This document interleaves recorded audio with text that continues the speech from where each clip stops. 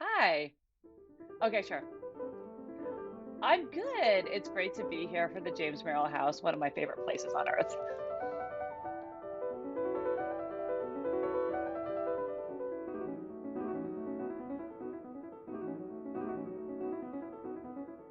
I have two books out this year. My first book, which is my own, you know, work, is called These Women, and it was published in May 19th, which seems like a lifetime ago, by Echo Press.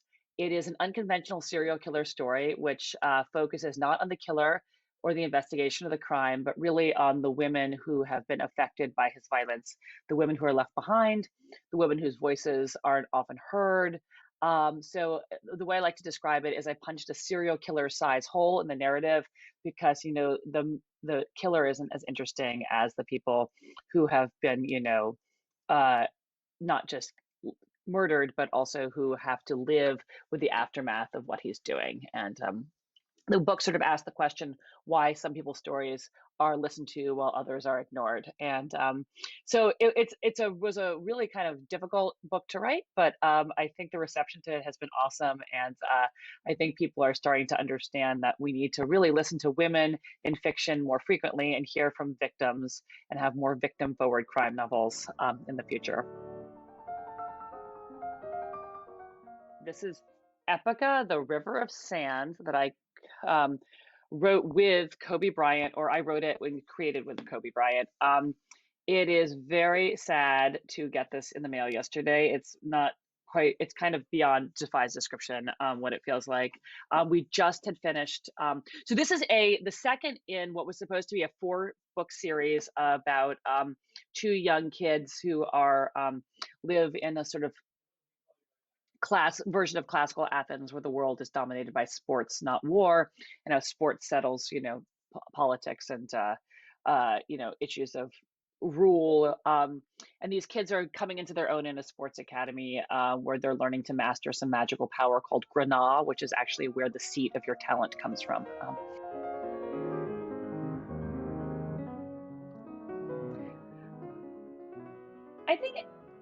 I think overall, I think writers need to be more empathetic to their characters, even if their characters are violent or, you know, doing bad things. I think, we tend to just say, well, everyone thinks that they're the protagonist of a story. So the violent person thinks that they're the protagonist for a reason, and their reasons for violence should be treated seriously as opposed to be treated for like shock or, you know, sensationalism. If someone's violent, there better be a reason for it, and you should probably look into that. And it could come from a place where you have to like bring some empathy to understanding why somebody, might do things that are pretty awful.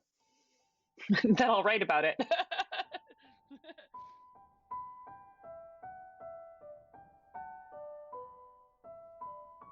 The voice in those essays that I write for like New York Magazine and wherever else about me and like my daughter and like my life in Red Hook drinking too much and going to bars. That's like who I am, and that comes out. I can't write serious journalism very well. I can only write sort of personal essays. And it's kind of cathartic because when I sit down to write fiction, it's super dark. And I don't know why, it just seems to be that's the voice that's always come out dark and serious. Though I am not a dark nor a serious person. I don't really understand it. The young adult stuff was tricky because I like to write and overwrite and like tighten things up on like linguistically. Um, but I realized that it's okay to do that for kids, to challenge them. Just use slightly easier words. And, I had a little trouble with not the editor of the book, who's terrific, but the copy editor kept coming back to me about the Kobe book saying, you need to use complete sentences. And I said, no, it's okay. Like the same rhythm that I write for adults, I want to use for kids because it's mimicking some kind of emotional journey. So I just had to be a little less ornate, though I'm not quite ornate writer, but I feel like the rhythm is the same. Though I do have two totally different voices when I write, nonfiction.